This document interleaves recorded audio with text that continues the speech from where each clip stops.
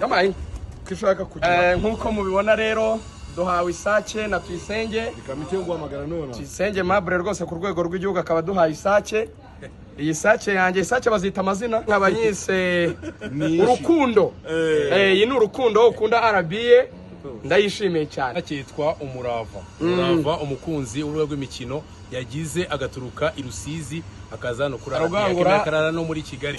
Isake yanjye nyise imfura kubera ko uyu mugabo afite indangagaciro y'ubupfura.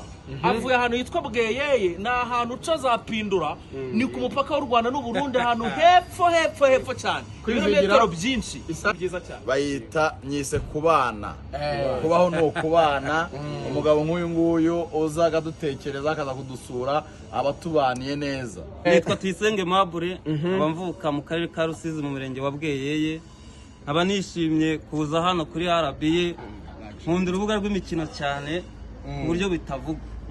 Ibintu nabitekerejeho kuva kera nyine ariko ntibikunde, ariko ndashimira Imana ko uyu munsi byakunze.